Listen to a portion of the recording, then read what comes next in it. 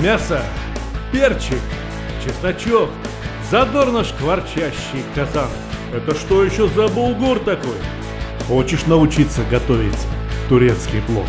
Тогда сначала лайк, а потом смотреть до конца внимательно. Послушайте меня внимательно. 3 главных ингредиента в плове: вода, рис и масло. Но есть множество исключений, когда в плове не бывает риса. Плов с перловкой. Видели? Слышали? Как бы смешно это ни звучало, но такое блюдо существует. Есть плов с гречкой, есть плов из вермишели и есть плов из булгура. Как же так, скажете вы? Риса нет, а плов есть. Дело в том, что во всех этих блюдах применяется пловная технология приготовления круп. С чего начинается любой плов? Любой плов начинается с казана. В казан опускаем совсем немного масла, вот буквально пару ложек. Я сегодня применяю топленое. Дело в том, что сегодняшний плов мы готовим по турецким мотивам. Почему по мотивам, поймете позднее. Температуру повыше, нагреваем. И первым в казан отправляется лук. Обычный лук, порезанный полукольцами. Для кого-то Турция это Запад, а для меня так вполне Восток. И если Восток, то, разумеется, в плове должны быть специи. Начинаем с куркумы. Немного, буквально вот 1/3 чайной ложки. А вот паприки возьмем побольше. Паприки возьмем 2 чайные ложки. Не беспокойтесь, это сладкая паприка, она совсем не острая. Чуть-чуть черного перца. Знаете сколько? Едва ли не полная чайная ложка. Хочу, чтобы было жгучим. Вы знаете, какой продукт турки любят больше всего? Я вам скажу. Помидоры. Протертые помидоры, консервированные протертые помидоры, я опускаю полную миску, я думаю, грамм 300-400. Немного ополоснем миску водой. Здесь и в самих-то помидорах воды достаточно много. Все это сейчас должно выпариться. Все это сейчас должно карамелизоваться. Должен измениться вкус лука и вкус томатов. Пока в зажарке достаточно воды, возьмем немного соли. Я думаю, 2 чайные ложки. И теперь наступает черед булгура. Булгур – уникальная крупа. Это замоченная, впоследствии высушенная и дробленая пшеница. Промывать ее не надо. Ее уже замачивали и промывали. Она идеально чистая. Полюбуйтесь этой янтарной крупой. Кое-кто может удивиться, как же так? Пшеница, но не белая, а янтарная. А дело в том, что это особые, твердые сорта пшеницы. Те самые, из которых изготавливают муку дурум.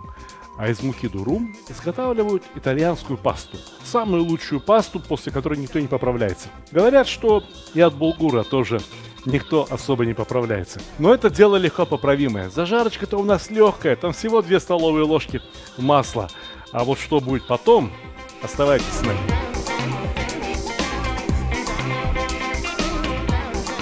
А теперь необходимо наскоро обжарить булгур, так, чтобы он слегка затрещал.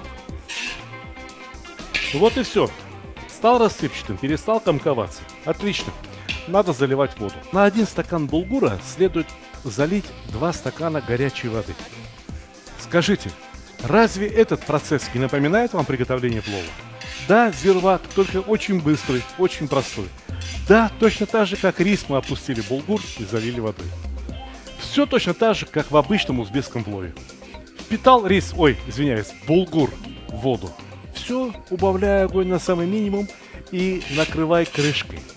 Дело в том, что помимо булгура в этом казане я собираюсь приготовить еще одну часть этого блюда, которая будет состоять из небольшого количества мяса, овощей и фасоли. Поэтому мне необходимо освободить казан. А булгур простоит положенное время вот в этом таджине, в духовке. Вот так, не горкой, а как бы повторяя форму таджина. Пойдемте к печке.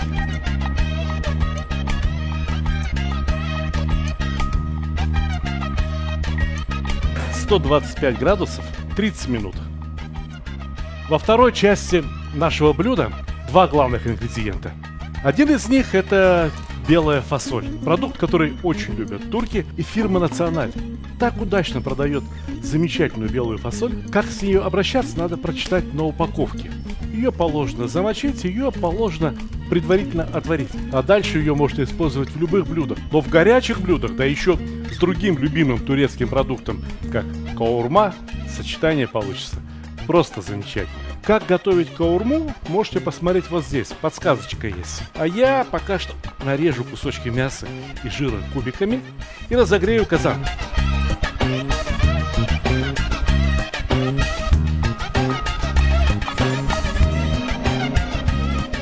Вот здесь у меня пара головок лука, порезанного перышками по меридиану.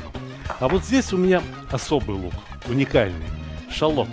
Я его разрезаю пополам и оставляю крупными кусочками. В Азербайджане, да и в Турции, такой лук подают с сумахом, каким-то довольно жирным блюдом. Блюдо у нас получится не очень жирное, я могу сказать, диетическое блюдо. Но все-таки какой-то бараний жир здесь есть, поэтому этот лук мы оставим до последнего момента.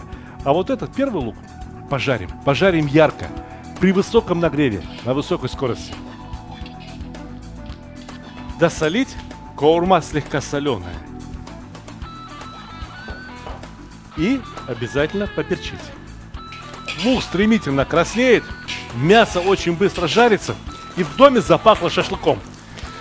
Морковь, желтая морковь, порезанная лепестками.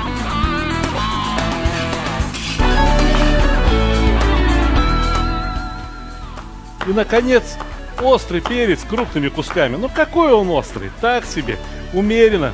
Да в Турции с таким перцем чай пьют.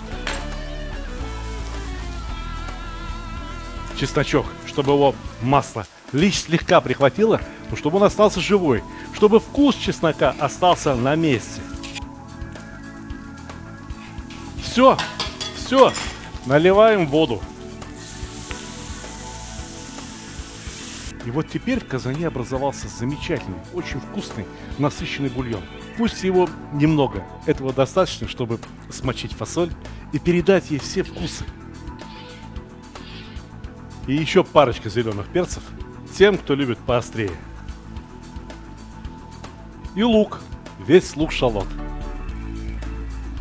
Мешанина у нас в казане вполне себе в китайском стиле, но с другой стороны, а шаурму, куда все подряд кладут, вы любите? Да любите, признайтесь честно.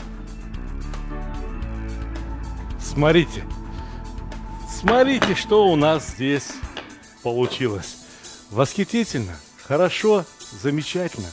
Это все вполне себе готово к приему соуса. Но соус у нас еще не вполне готов. Знаете, чего не хватает? Зелени не хватает. И кисленькую ноту. Сумах, о котором я говорил вам, надо постараться попасть на лук-шалот. Горячо. И еще долго будет оставаться горячим. А то б я поднял это блюдо на руки и сказал вам, широко улыбнувшись: приятного аппетита!